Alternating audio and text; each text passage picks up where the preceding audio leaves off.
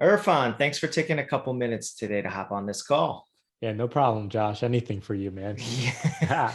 So what I wanted to do is, I had a couple of questions because I mean, obviously, you're my partner for Direct Investor Academy, and my questions were kind of tailored around, your portfolio, right? Your portfolio and kind of what steps you took to be able to get where you're at. Because I mean, you're what are you, 34 years old, right? Same age as me. Yeah, 34. Yeah, and you're coming up on 100 properties, 100 rental properties, right?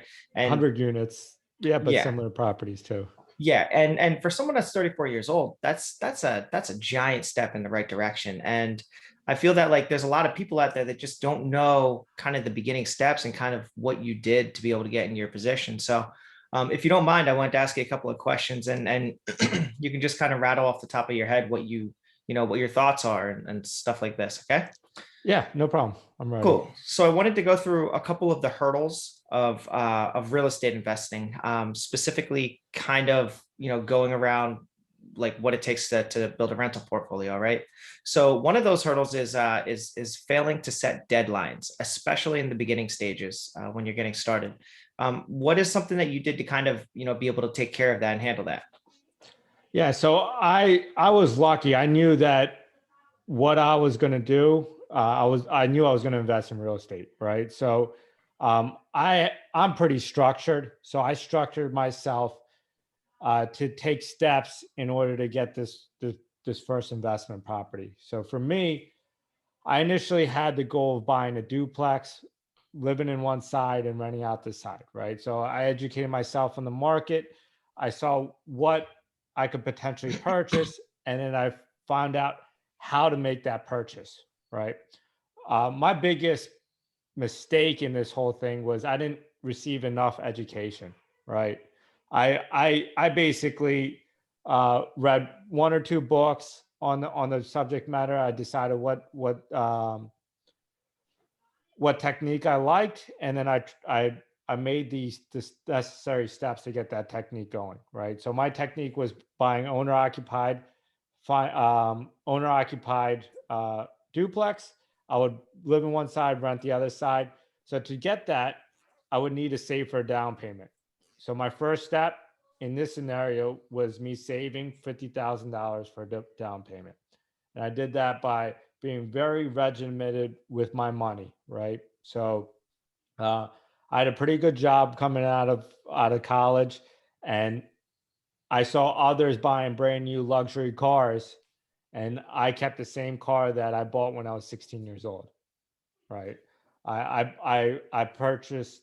Oh, everybody that I work with purchased coffee in the morning and lunch and afternoon coffee. I brought my lunch. I didn't drink any coffee. I still don't drink any coffee. So it's determining what your goal is and then setting guidelines to get to that goal. Gotcha. Yeah, I appreciate it. So you basically took you kind of like trimmed the fat as far as your finances are concerned to be able to start stacking up enough cash to be able to get going in your first property. Well, that's the approach I took because I wasn't educated enough, right? Right. Later, I found that there was ways, and I didn't go through with that duplex because I found a different technique. But later, I found that there's ways to purchase properties with low to no money down. Yeah. Yeah. Okay, so I actually found a neighborhood. I found the numbers that were correct. I found a way to purchase properties with literally no money down, and and I use that technique consistently. And you're talking about a huge portfolio. All I did was buy one property at a time. It was that simple, right? Right. One property at a time. Right. So it's cool because that you ending with that sentence there kind of leads us to some of our next questions, right? Um, another big hurdle of real estate investing is what we like to call analysis paralysis, right? Okay. And this is something that I see frequently in the industry, right? So you got people on two sides. You got people who just they just don't analyze anything, and they end up making what could potentially be a detrimental decision, right? Something that they're going to take a huge loss on, right? And then on the other side, you have people that analyze every deal too much, every market too much. They try to cut, dot every I, cross every T, which is important. It is important. But do you feel that there's a part, that you get to a point where you're kind of like over analyzing everything, and it just you become paralyzed. You don't buy anything. Yeah. So I think that is a real problem to have, right? There's guys out there that are very aggressive and they just buy anything, and just make it happen, and then they learn later. And then there's people out there that go the opposite way, just learn everything and don't execute, right? Right. So I think finding the right balance and the right balance to suit your personality is important, right? So me and you have pretty different personalities, Way right? different personalities. Yeah, Yeah. way different. Yeah. That's a good way to say it. Yeah. So I feel like you're more of the aggressive type, right? Where Yes. you find something that you like and you'll find a way to make it happen. Where Yep. I have to prove to myself that it works, then I can make it happen. Yep. Yep. It's really kind of funny because, like I'm the type of guy that, like, if I see a deal that I like, I'll just put it under contract. Yeah. Like I'll just put it under contract and I'll be like, all right, I'll figure out how to get the money later. Yeah. And by the grace of God, I don't know, somehow I just always get it done. Yeah. Right.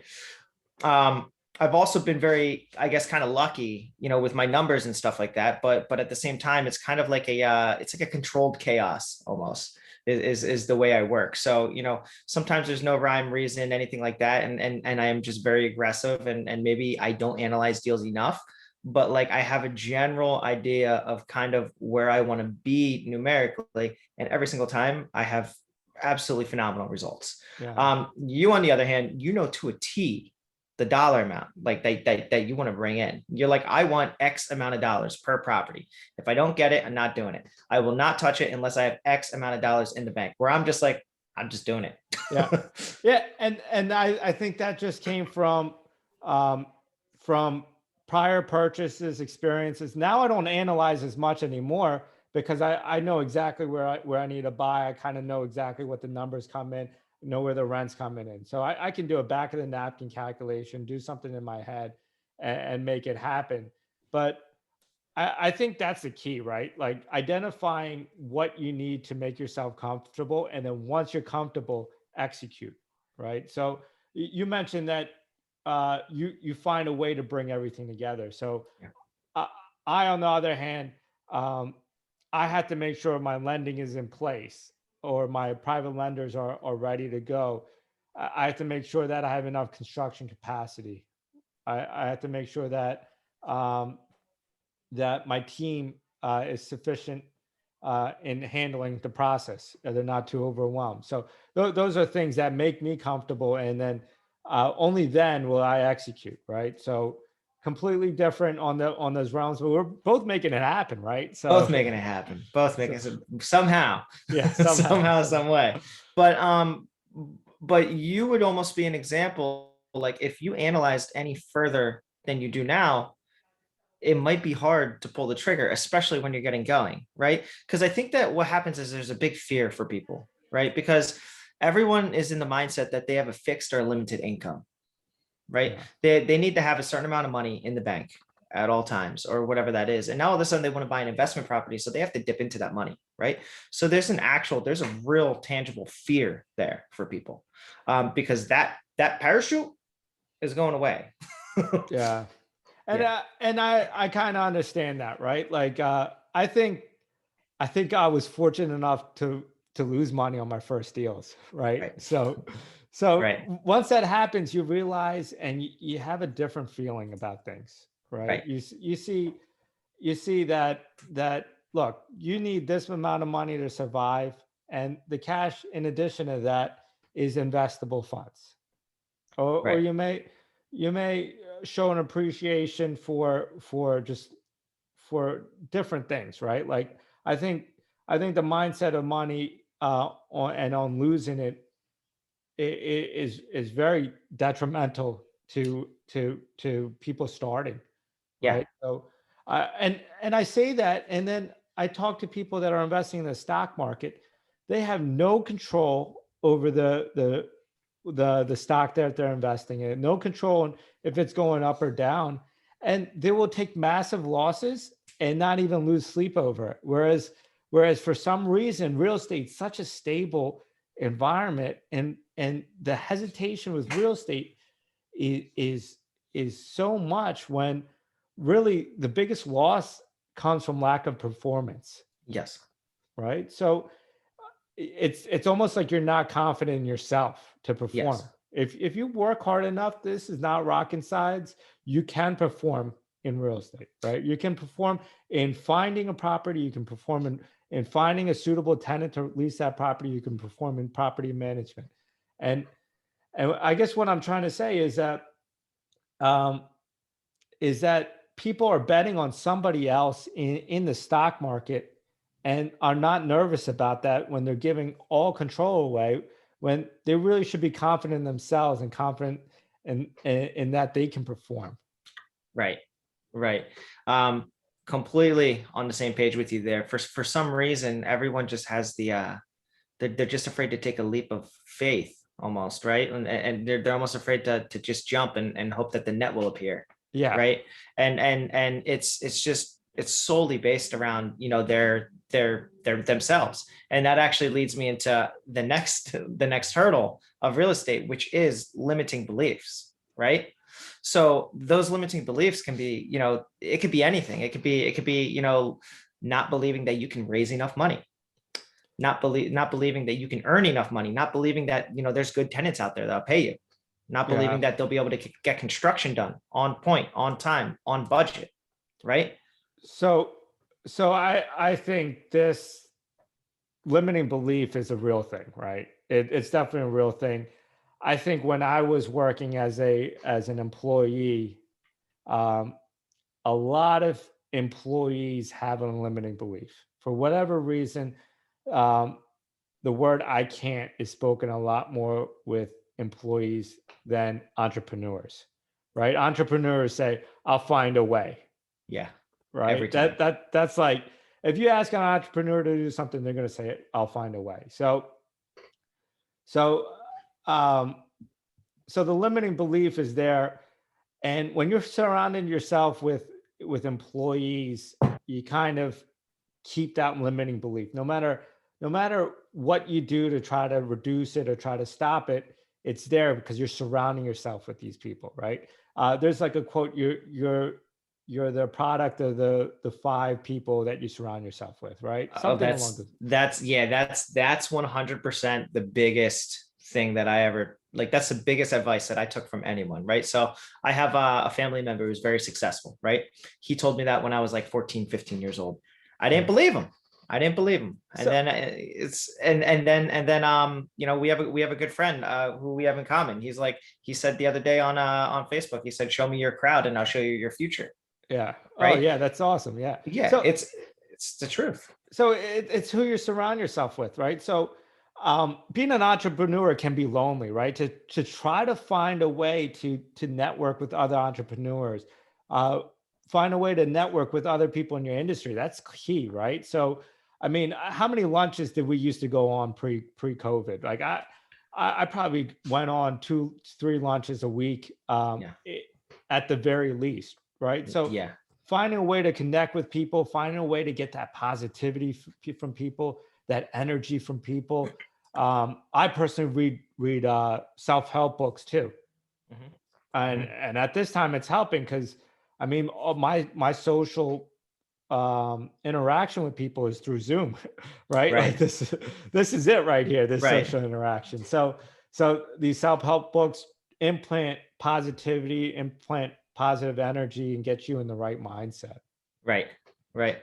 So next big hurdle is people try to do too much at once. And I will be the first one to admit that this is a big problem that I personally have, right? Yeah. I get very scattered, right? I'll have my hand pretty much in everything. Um, and I'd say majority of the time it ends up not working out when Yeah. you have your hand all over the place, right? And that's just the reality of it. So what I realized over time is like, I need to take, I need to be able to pick an industry, pick something that I'm trying to become good at, become great at it. And after I become great at it, you can pretty much get a better idea of how much time to allocate towards that business, use that as a funnel, and then open up a different business. Yeah. Right. So how do you get around, trying to do too much all at once? Because I mean, I know you have a sizable rental portfolio, right? You also have a wholesale company that you're Yes. working that you own. Yes. So those two things are incredible. I mean, I have a wholesale, I have a wholesale company too, but my rental portfolio isn't nearly your size, Yeah. right? How do you do it? So that's a great question. So earlier I said one property at a time, and that really was just my goal building the rental portfolio, just building it one property at a time. Um, Eventually, it got into the position where I needed help to do administrative tasks. So I hired that administrative help. And then it got to the position where I was thinking to myself, well, I'm identifying this as the best way to make use of my time. So I hired another staff, and then before you know it, all the administrative functions were away from my responsibility. Okay. So I hired good people through as contractors, and it was just step by step, right? And Right. then after that happened, I built my wholesale and operation. I realized what I like to do and what I dislike, and then I set key people in that operation as well.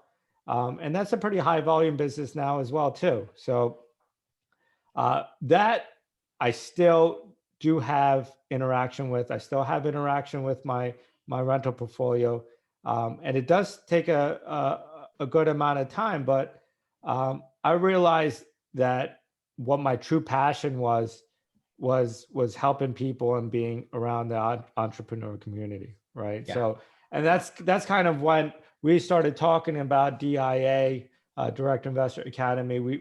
It just made sense to start this up and It did. It did. and And get it's this it's going. kind of funny because I've I look at my past and I'm like, I've consulted so many people to do like what I've done.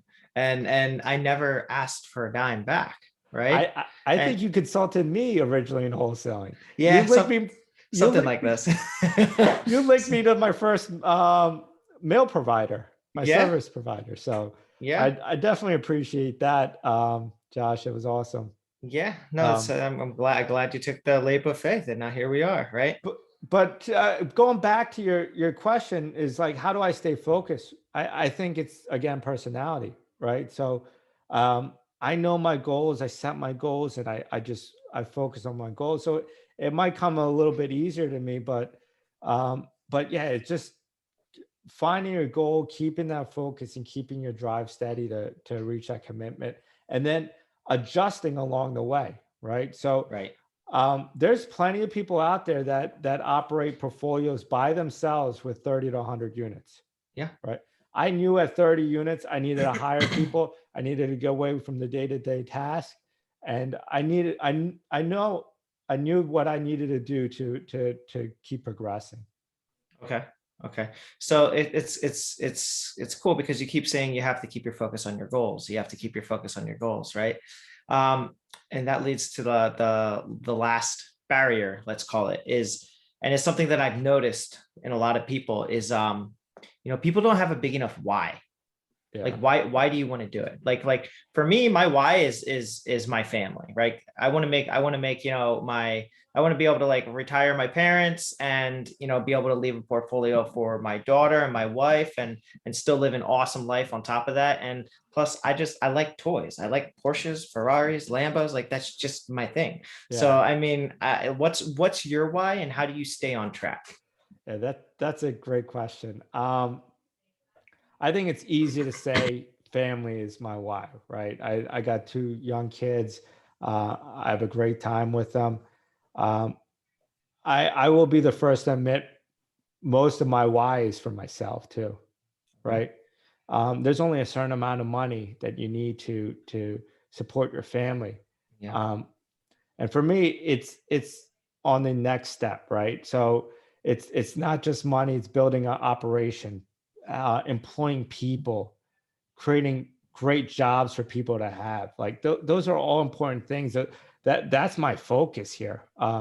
And the business, like I'm I'm not, I don't have a charity by any means, right? I don't have a nonprofit, but I'm providing very nice housing to people of all income levels, right? Yeah. So from moderate to low income levels, and it's in Philadelphia, so they might not have that type of housing unless I'm providing it. So, I mean, I look at that, and I'm very proud of doing things of that nature, and it honestly gives me energy, it gives me the energy to continue. So that's more my why than anything.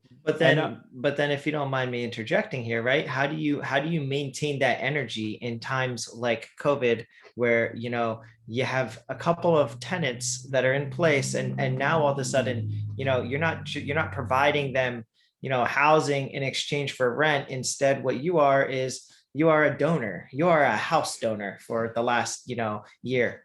How yeah, does I mean, how all right. Well, I'll take back what I said. I was providing houses for free for a couple tenants, and it was a little bit of charity, right? But I think you have to look at the big picture, right? And that's most important, is just looking at the big picture and stepping back, right? There, I would be lying to you if I said that every day I have a whole bunch of energy, right? Every day I love coming to work.